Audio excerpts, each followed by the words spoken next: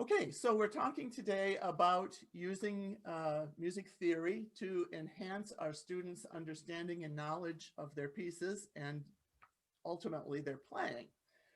Composers give us a lot of information in a piece besides and in addition to the notes and the rhythm that are printed on the page. Although those are important too, it's our job to look beyond these to find the uniquenesses of each piece. It's a common mistake in analysis to learn things kind of as rules and formulas, and then to try to fit a piece into these familiar boxes. What's really, really important is that we have to look for what doesn't fit into the mold that we learn in our textbooks or that our students learn in their theory books, so that because these are the elements that are really unique to each piece and really bring the music to life. The best way to do this is through the language of music or music theory, because it gives us a vocabulary for talking about each of these elements and for expressing it when we're discussing it with our students. It's not enough to have the students do just the theory workbooks. We need to show them the elements that they're studying in the workbook in their actual pieces, because what might seem very obvious to us is not obvious to them. Following the theory books that accompany whatever method series you use, or even along with these books, it's good to use some supplementary material. I use the Fundamentals of Piano Theory by Keith Snell and Martha Ashley. This is what the series looks like. And I know that many of you already use this and are familiar with it. It's published by Chose Music and it's readily available, and so it tends to be a good one to use. It's not the only option, but it has some good points because it was designed originally to help students prepare for a specific testing program, which is very, very similar to SAT. It has exactly the same 5 components, which is used in California. And these books were designed at the time that they were written to correspond with the test as it was then, which of course has since been modified, but it's still very similar in format. These books have a good review at the beginning of each level. They address a consistent series of subjects and review in each level what happened in the previous level, plus adding new material for that level. Some of these concepts are rhythm, note names, intervals, key signatures, scales, chords, progressions and cadences, harmonizing and transposing, signs and terms, form, history, sight reading and ear training. And while one might need to add or subtract to fit a specific testing program or just for a student's general learning, it gives a printed starting point that the student can keep and restudy when they need to. And I think that's an important part of it, is to have a resource to go back to if a student forgets something simply because you haven't talked about it for a long time. Like with any language, if you don't speak that language for a while, things tend to get a little bit rusty, and then you need to review and use it again. And it's the same with the music language. So now the important part: how to apply this knowledge to performance. It's always so important to remember that music is an oral art and not a visual one. And many times when we get involved with, quote, theory books, we tend to make it a visual and written thing and then forget to take that extra step of applying it to sound. We've talked in the past about tension and relaxation and about directing a phrase toward the point of greatest tension and then letting the phrase resolve. So how can the theory books help us to identify the tension and to make these shapes in the phrases that we've talked about before? We can help our students feel these elements in pieces even on the very easiest level. A number of elements can help create tension. Sometimes and often, we build to a high point pitch-wise in the phrase by making a crescendo and then following it to a lower pitch point by making a diminuendo. But tension can be highlighted also by an understatement of volume, by repetition of something, or by rhythmic placement of something. And those are some things that we'll talk about today. Tension can obviously be created by harmony, coming to a dominant or a dominant seventh chord, which almost always contains the leading tone in the key and wants to pull us home to the tonic, is one of those.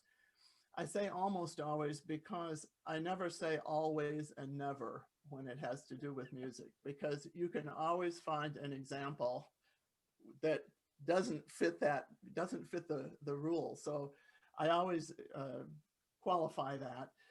You could have a dominant chord, for example, that just had the tonic, the root and the fifth of the chord there that implied the dominant, but didn't have the third of the chord. So you couldn't hear necessarily if it was a major or a minor triad. But usually that leading tone is present. Tension can also be created by rhythm. For example, a dotted eighth and 16th pattern, or the reverse of that, the 16th and the dotted eighth, which is sometimes called a Scotch snap, has more tension than just straight eighth notes or even 16th notes. Triplets can be used to create more tension by stretching the beat. And we'll be looking at musical examples of these things. Syncopation is another important element that can create tension, and the placement of syncopation. Dissonant melodic or harmonic intervals and leaps, especially sevenths.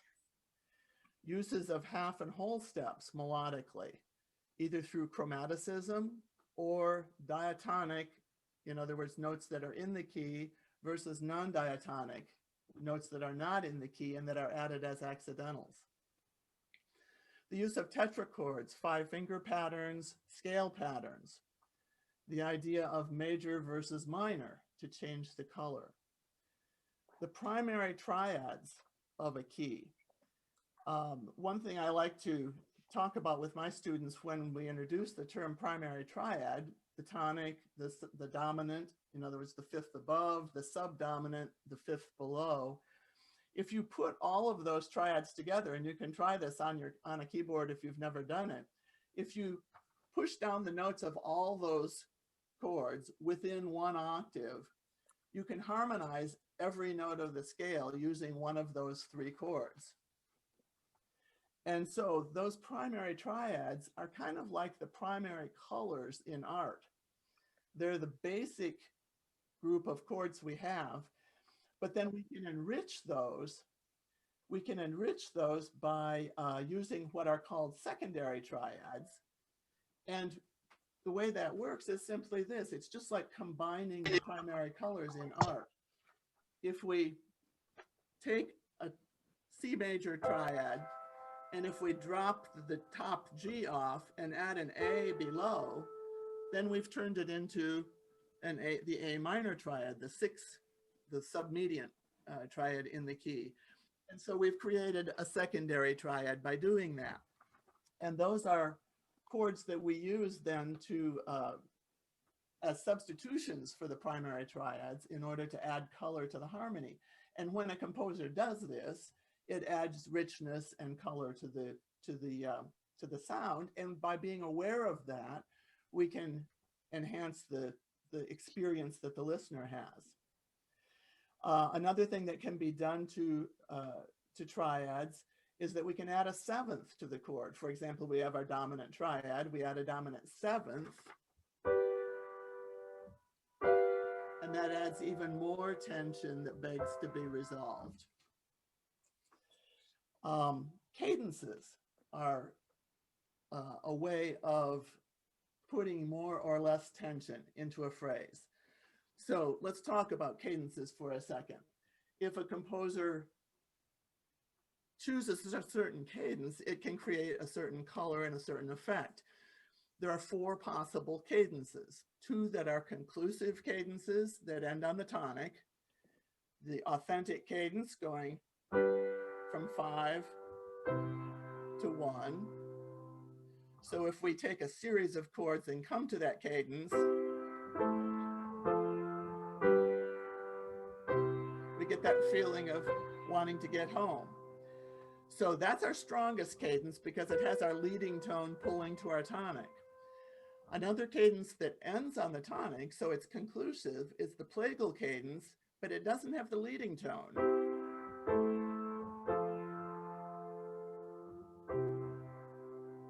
So it gives us a sense of resolution, but it doesn't have as much edge to it because in our subdominant triad, our tonic note is already in that triad.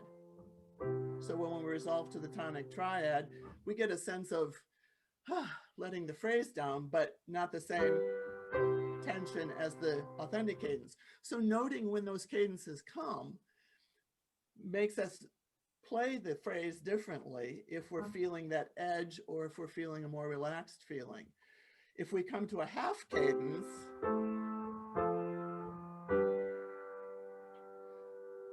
there's that sense of we can't stop there.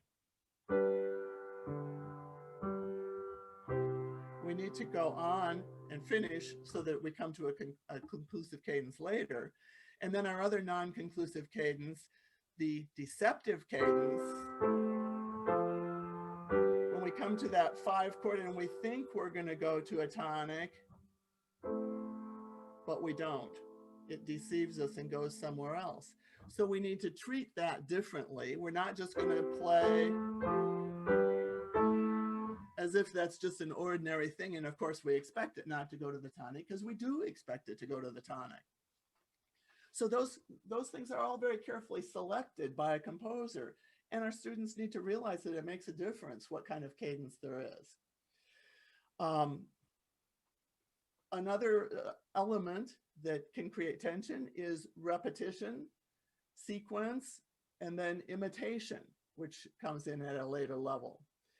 Homophonic writing, a single voice with an accompaniment, or polyphonic writing, where we have 2 or more voices that are equally important. Signs and symbols, we can have accents, accelerando, retard, all of those kinds of things. And then the expectations of binary and ternary form, 2 parts versus 3 parts, and the harmonic expectations that each of those brings. And when we look at some of our examples, we will see those key relationships that create tension or not. These are all elements that are mentioned in only level 2 of the theory book. All of the things I just mentioned, with the exception of adding 7ths to chords, the secondary triads, and the imitation. Those are the only things that are in a higher level of the book. So you see, we can start to introduce these ideas very, very early for our students. So let's look at some specific music. I mentioned the pieces that I was going to be using today, and so hopefully some of you have those accessible so that you can follow along while I do it. William Gillock, as I know many of you know, is just a treasure trove of musical expression. He writes, I think, some of the best music to use for supplementary material for younger students, because he teaches students to play in every style period with music that fits easily under their hands, so that then later when they come to the music of Mendelssohn or Grieg or Chopin, they already have an understanding of the style. And so that's just a little plug for his music. But the first 2 pieces that I was going to mention are taken from his books, and I accidentally forgot to mention that the Summertime Blues is actually in the Accent on Solos book 3, not book 2. But anyway, what I wanted to show you in the Summertime Blues is his use of triplets to create tension.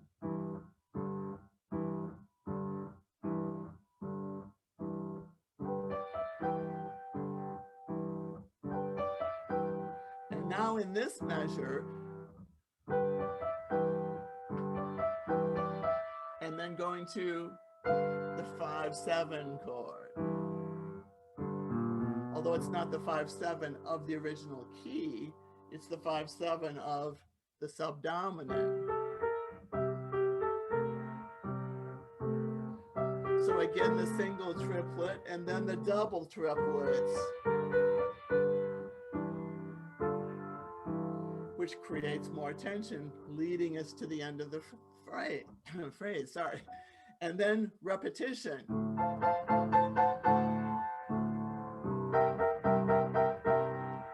More tension.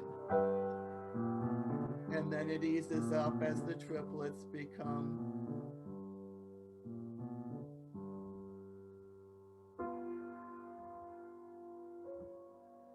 less intense at the end.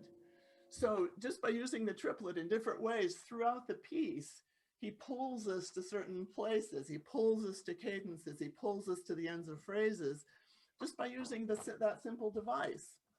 So one wants to be aware of it because every triplet's not created equal. Some of them are more relaxed, some of them are more tense. Syncopation. In this piece by Gillock called Argentina, which is a student favorite. If any of you have never taught this piece, I don't think back in the days when George and I were teaching children, I don't think there was a single recital that we ever had in those 20 years that somebody didn't choose this piece to play for their recital piece. But he starts out with straight eighth notes, going to 5/7,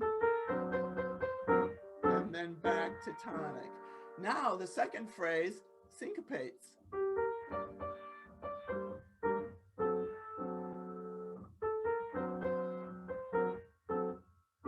Which adds a different kind of tension. Now he switches to the parallel major.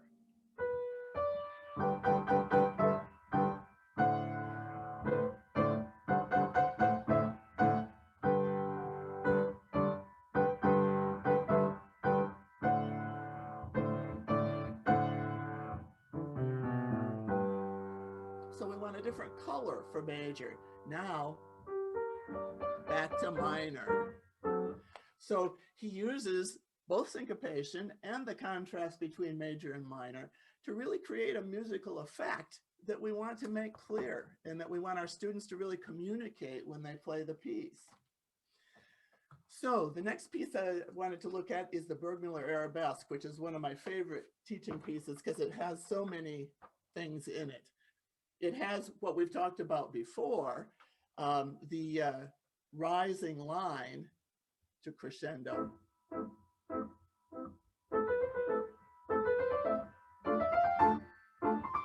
Sorry, my microphone's in the way.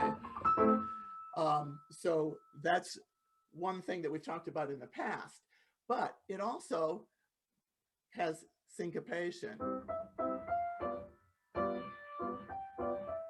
and accent. So those are things that by delaying that syncopation, it points it out, and then again, delaying the accent. And then it has this, and this is something composers use very frequently when connecting sections of a piece, chromaticism. In the middle section of the piece, in the B section, right here, you'll recognize this part.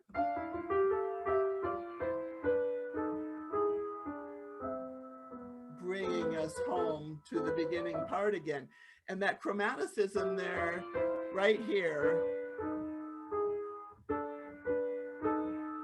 we really want to squeeze that and enjoy the discomfort of that D sharp coming in. That's not a note that's in this key. And so its purpose is to pull us to the dominant pitch there, but it really throws us when we first hear it. And also at that very moment, he changes direction in the left hand. Everything's been going down in nice, comfortable sixths. And then suddenly, when he changes direction and goes to that D sharp, look what interval it makes there. A diminished fifth, lots of tension. Some of you may know that the augmented fourth or the diminished fifth historically was called by composers Diabolus in Musica, the devil in music, because it had so much poignancy and tension to it. Another thing that we can teach with this piece is binary form, because when we come to the end of the first part, at the end of measure 11, we have modulated from A minor to C major, the relative major. That's very typical of binary form, that at the end of the A section, we've changed key. If we start in minor, it's usually the relative major. If we start in major, it's usually the dominant. Then in the second part, we go back to A minor, and he does it right away. And then we end the piece of the chord. Sorry, I can't get my notes there. I have my microphone sitting on the keyboard so that it's closer to me. That's why I keep running into it up here. It's a good piece for showing just a nice, simple, classic example of binary form. The spinning song, another student favorite. It's on page 8 if you're using Bastian Literature 3. Again, syncopation. And notice that first, the syncopation goes up, then it goes down.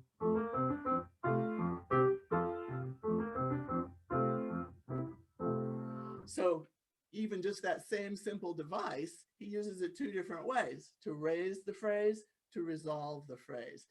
Here again, we come to a section where he uses chromaticism to take us back home.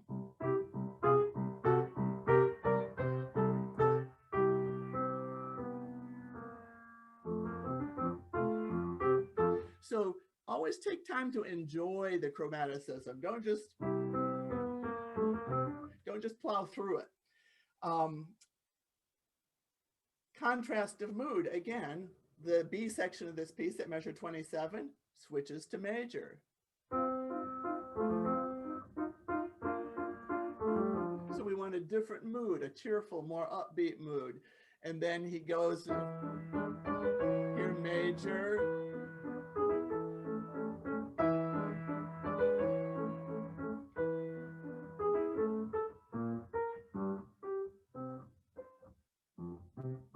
And sorry, the piece is in major. I didn't mean to suggest that it was going from minor to major, but he goes to the dominant key there. That's, sorry, I misspoke. That's what I meant to say there. He's making a key change in order to give us a different color, and then back to the tonic key for the final section of the piece. Okay, the CPE box Solfeggietto, another really good piece that's very dramatic, and that once a student gets the patterns under their fingers, isn't so hard to play, but sounds very dramatic and very what in the old days some of us used to call easy sounds hard. It's not easy sounds hard, but it's moderate sounds hard.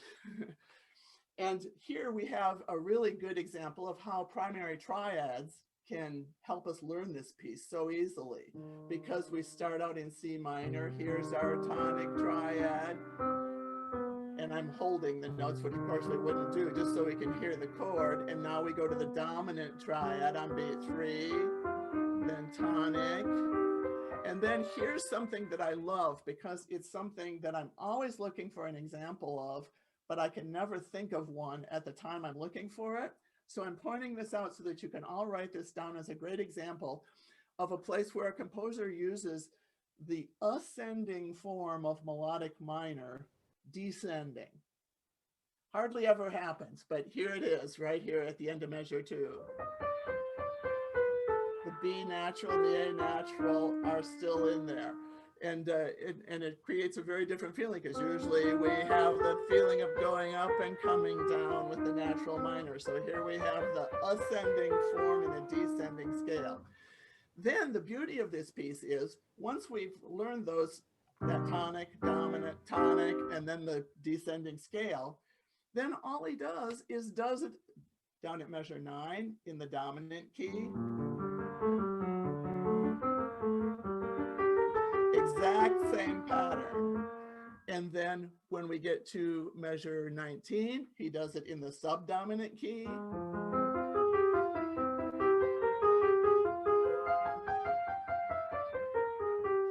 And then at measure 21, here's something that I think is really interesting too. when we have this broken chord F coming down, and also be sure that your students are grouping these notes, that you start on the high F and come to the left-hand note, then all we're doing is changing the inversion of the chord. So, but it's where he goes that's important, because here's what if we had never heard this piece, what we would think he's going to do.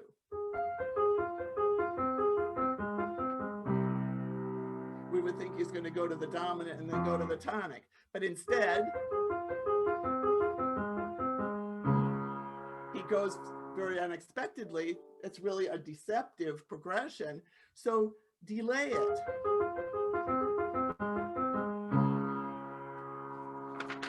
And then he resolves to the note we expected.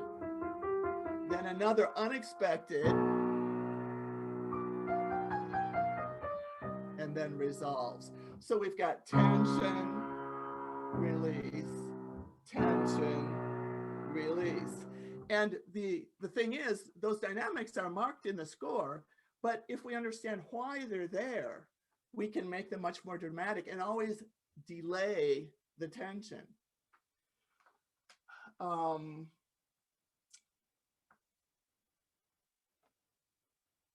Let's see.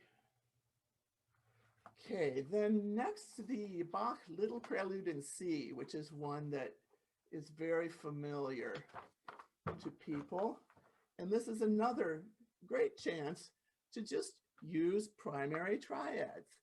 If we take the right-hand part in measure 1, and we'll just, because we're going to talk about young students first, we're going to have them have the idea of crossing out any note that's not in the key signature. So we're going to cross out, to start with, we're going to cross out that B flat. And in measure 5, we're going to cross out the F sharp. So in fact, we're going to skip measure 5 because that chord doesn't even belong in the key of C. So if we just play chords,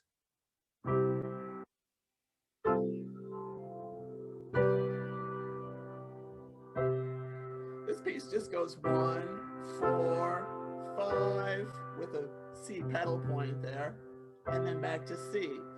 And then in measure 6 goes back to 5. And then notice in measure 7 goes deceptively to A minor. So we want to treat that specially there.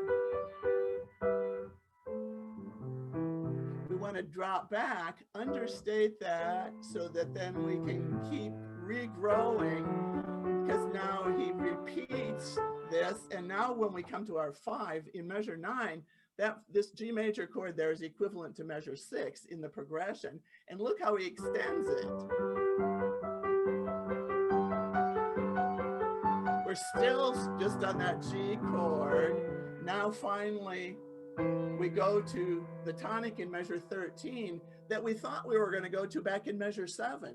But he's delayed us all that time, all the way down to measure 13. And then even then, he doesn't let us. I'm going to put in the B flat this time, because that keeps us from feeling like we're ending.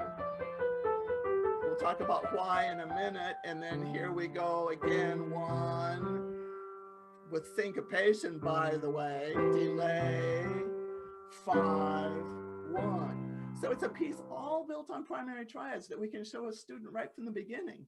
And then if the student's a little bit older, we can put that B flat and that F sharp back in and talk about what that means.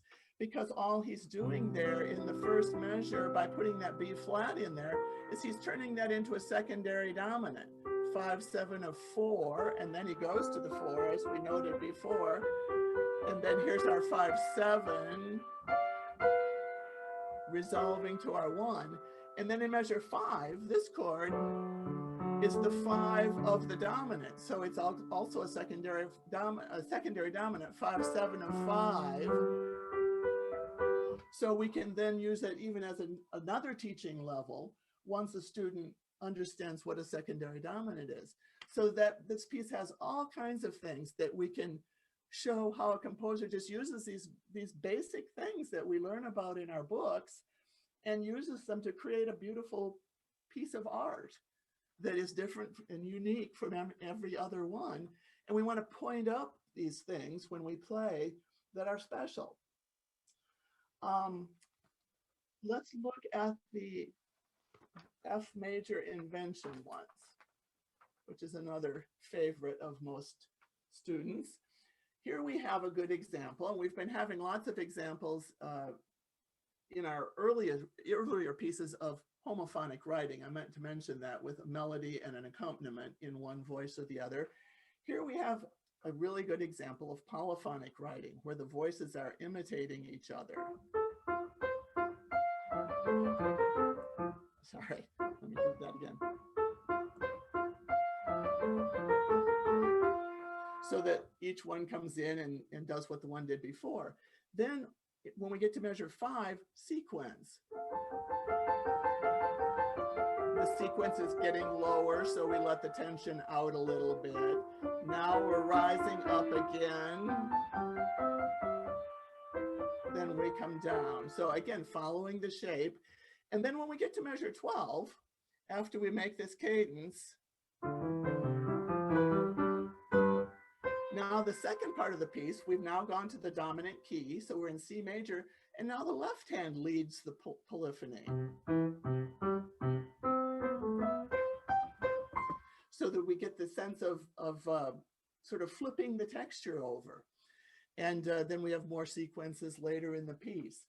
But it's a good chance to talk about the key change and then returning to the tonic later in the piece, and also the sequences. The Musette in D major.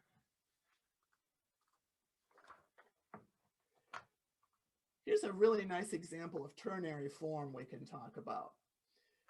Ternary form, unlike binary form, does not normally change key in the first section. Because remember, in a ternary form, the entire first section is going to be repeated again at the end. So however it ends the first time, it's going to end the second time. And we want it to end, obviously, in the home key. So normally ternary form doesn't change key, as this one doesn't, in the at the end of the first half, just before the double bar.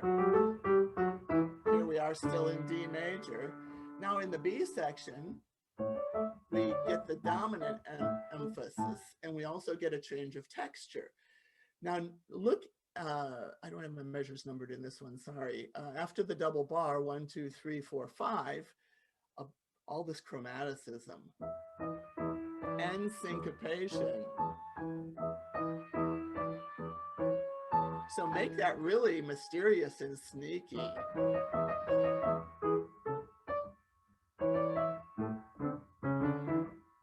And then we are back to our tonic.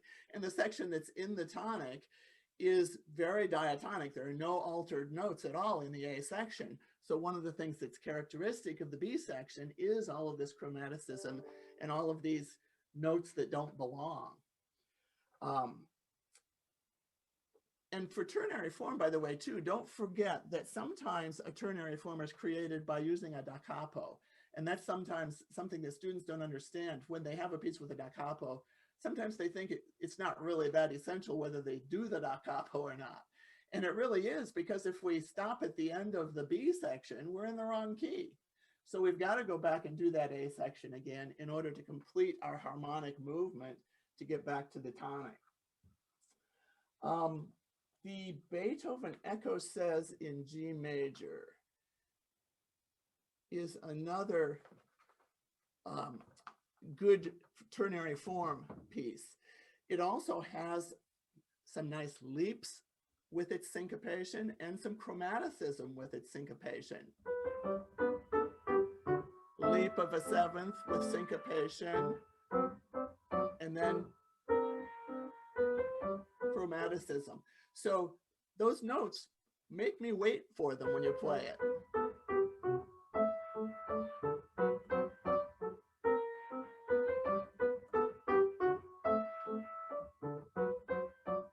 And there we are still in the tonic, and then we go to our dominant.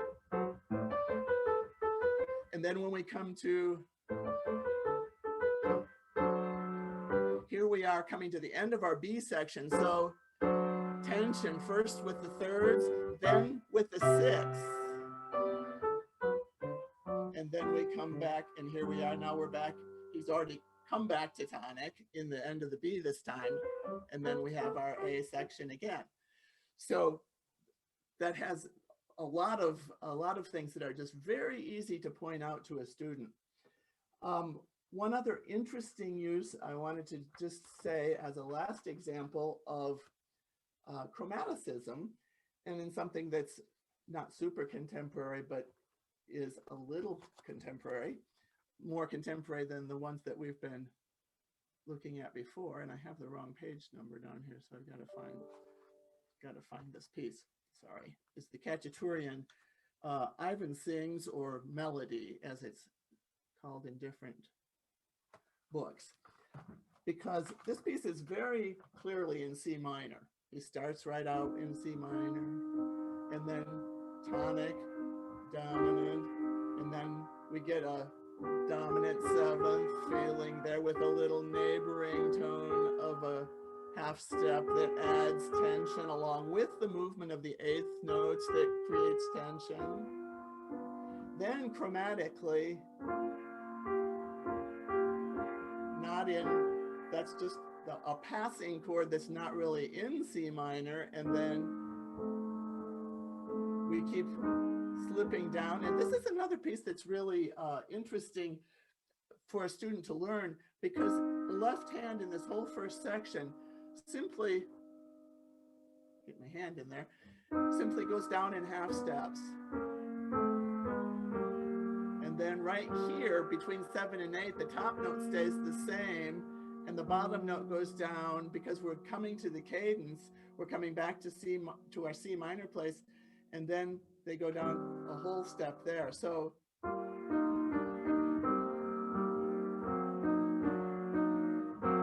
it's kind of our maximum tension there, a little less tension, and then resolution back to the C minor. And of course, in the second part of the piece, you'll recall he uses syncopation through the whole variation in an accompanimental way.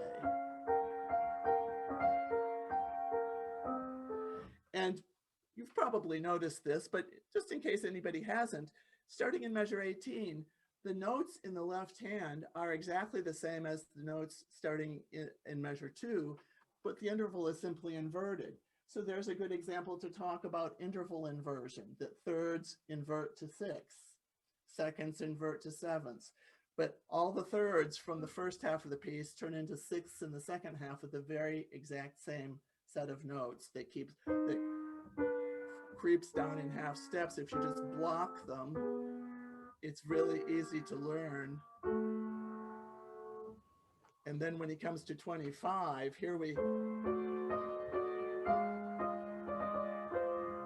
there's our tension, and then here's our tonic resolution again.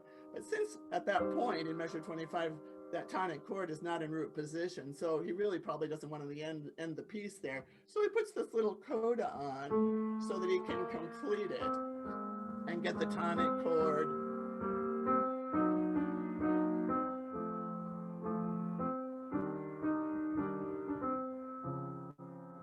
That D flat is so beautiful there. Then we get our tonic in root position.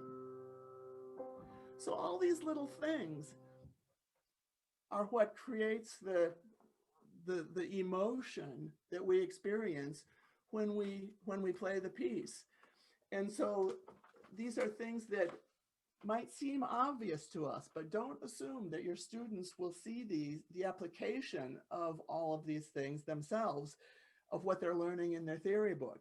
Show them how to use these to bring the music to life and to create this sense of urgency and this sense of peaceful resolution that we're trying to create when we play, and show them how we can use all of those elements that they're learning to enhance that process. Thank you very much. I appreciate your attention. And if anyone has questions, I'm happy to entertain them. If you want to all unmute yourselves.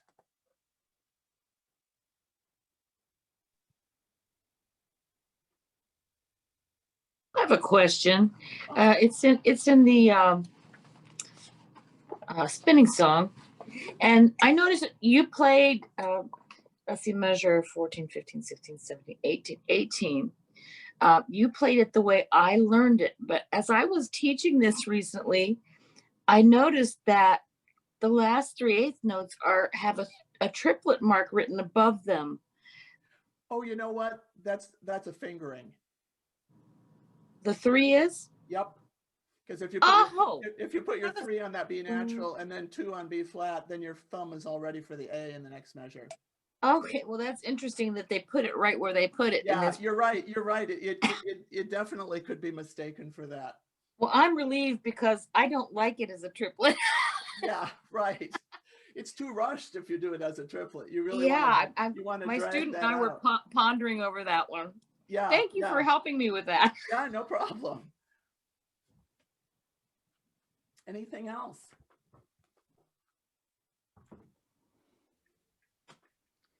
Susan? Yes, ma'am. Yeah. Well, you talked about quite a few things. How would you, if you haven't, let's say a person has not used any of this in the teaching. What would you start with? In other words, how do you grade these concepts? How do you prioritize them as far as the level of the student and what you would teach first and what you would start with? What I would say is, because what I was using was kind of a much longer list of items so that we could talk about all these things that were in this, what I would call a supplementary theory book. What I would start with the youngest students is whatever they're doing in their theory book that goes along with their method book. So just kind of take the things as they come. And sometimes that'll just be note names. And you'll say, oh, look, there's that ledger line C that we were just practicing drawing in your theory book. I mean, that seems really obvious to us, but it's really not obvious to a child. And it's kind of like they when they go to their piece, it's like they start recreating the wheel instead of actually using what they learned in the theory book. People tend to separate what they learn in their theory book from what they do at the keyboard and think of it just as a workbook that really doesn't have anything to do with their playing. And I'll tell you, this was a lesson that I learned many years ago when I was a senior at Michigan State.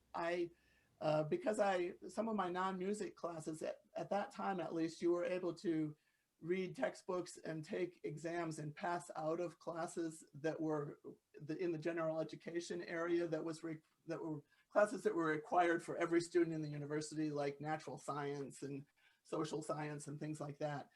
And so I passed out of several semesters of those kinds of classes so that I could take additional music classes that weren't required for my degree.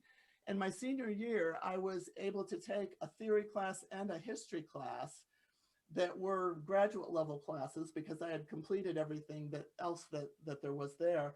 And I had the same professor for each of those. His name was Gomer Llewellyn Jones, and he was an old Welshman who was just an amazing, amazing teacher. I'm sure Meyer knew him. He was actually the first foreign student to get a doctorate at the Eastman School of Music, interestingly. Anyway, what I realized partway through that year was that I couldn't tell any difference between the theory class and the history class because he taught in a way that made all of it part of one piece. Mm-hmm. And I actually found myself thinking about things he had said when I was practicing on pieces that had nothing to do with anything in the class. They weren't pieces he had talked about. They were just pieces that I was learning and that I was working on. And I thought, wow, this is amazing. I'm using this information from the classroom in the practice room. And no one had ever done that for me before. And that's why I went on and did my graduate work in music theory, because I felt that was the best way to create an umbrella of all of this that I could try. And I hoped, what I said to myself at the time, if I can give that moment of revelation to one other person in my life that he gave to me, then I will consider my career a success. And that's been my goal through my life, is to share that idea of the totality of music. It's not just about playing, and it's not just about reading, and it's not just about doing workbooks. It's all one thing. The music is so much greater than any of us and has so much that we can just keep discovering, which is why we keep listening to classical music, because there are always new things to find. So Beth, basically to answer your question, you can take any single element that the student has just learned about in their book, and then just keep pointing that out in the pieces. And that's how you build the foundation for teaching this way. Just keep it very simple at first. What else?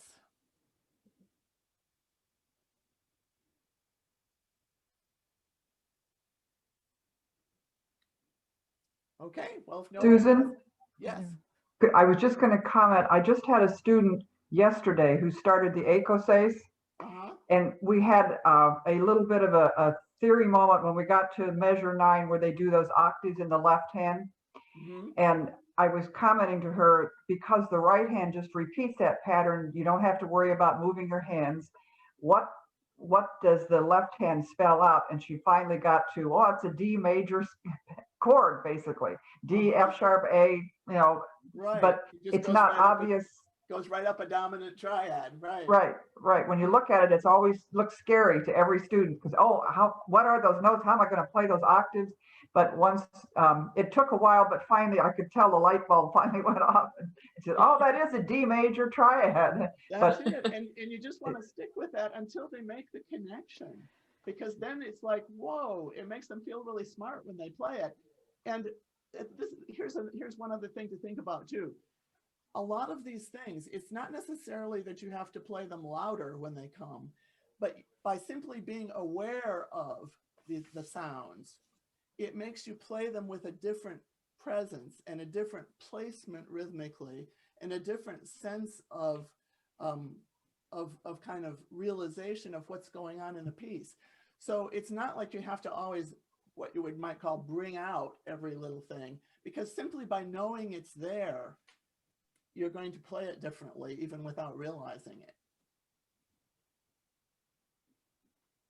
It's interesting what you mentioned about students not being aware of it. I have an adult student this year who has been playing for forever. She's probably in early advanced level, but she never had any type of theory background. And you know what to me is obvious, oh yeah, that's a major chord or a 7th chord, or it hasn't registered with her, which is something that she wants and that we've been working on, and kind of the idea of, well, why do you use these theory books with her? Because they're very usable for adults too. We use them with yeah, all of our adults. That's actually what we started with, but I started her too high because I kind of assumed that she knew more than she did just because of what she could play. Yeah. And then coming back to, oh, okay, we have to go back a little bit back more to the with some of the primer. basics. Yeah, exactly. Never assume. Right. That's another funny story in my past, because the first day I walked into a college classroom, the first college theory class I ever taught back in 1975, I'm teaching freshman theory, you know, and I'm fresh out of grad school and my knees are shaking, and I'm hoping that they can't notice that I'm shaking. But I walk in the classroom and I start talking about intervals and how we can use intervals to, you know, do, and suddenly I'm having like 8 out of 10 people staring at me blankly. And I realize they don't know what an interval is. Okay, back up. So I've had exactly that experience too, Diana, where sometimes you make an assumption based on the fact these people are coming in their music majors and they don't know. And she does know a lot about theory, so it's just kind of been figuring out, you know, she knows more than she thinks, I think, yeah, too. it's a matter of giving her the language to express Right, it. right, right. That's Figuring exactly out what she knows. And that's right. great. It's great that you're doing that, Diana. Mhm.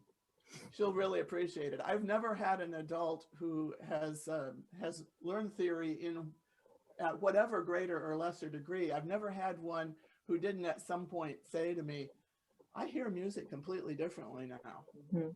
And it's because of their awareness of what's in the piece, that before it was just notes and rhythm to them. And now they're really seeing that there's a lot more behind the scenes. Meyer, unmute yourself.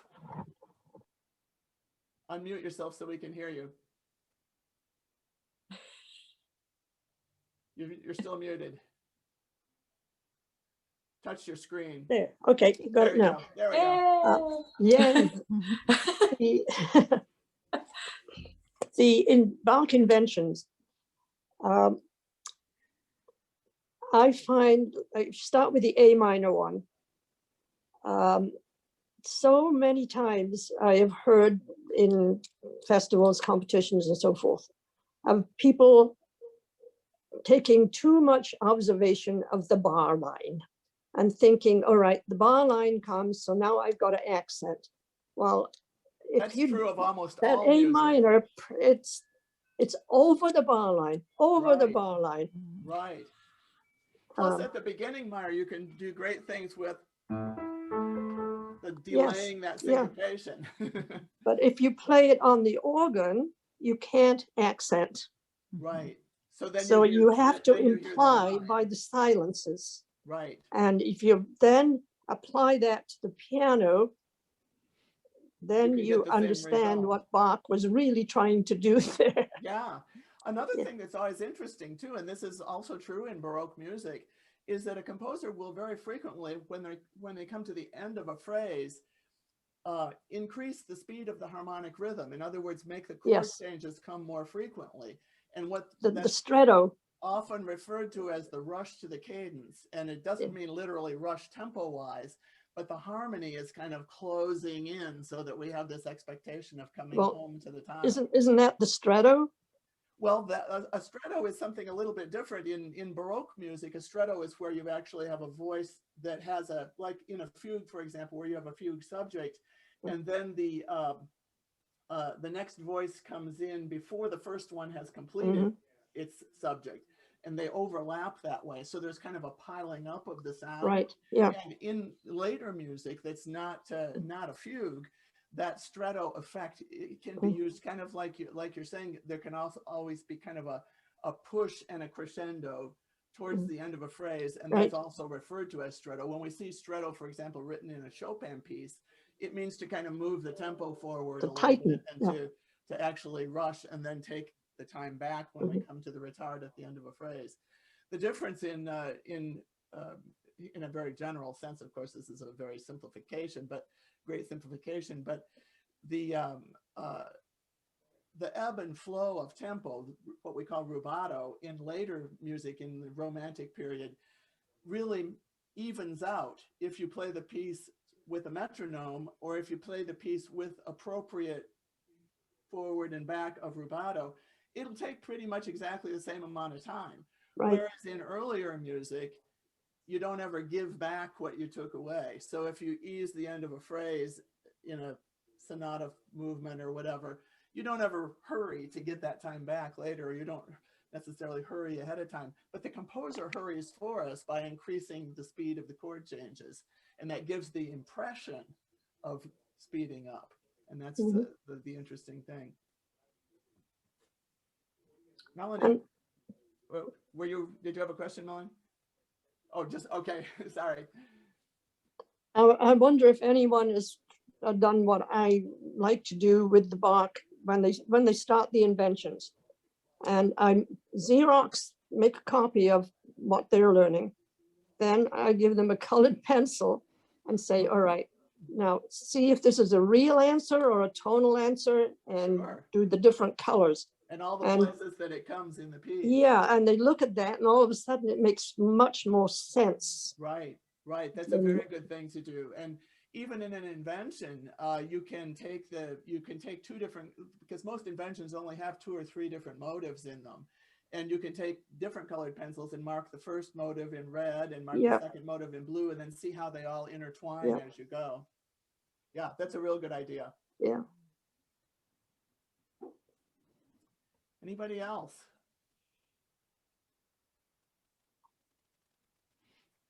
Well, thank you very much. I appreciate you asking me to be here today.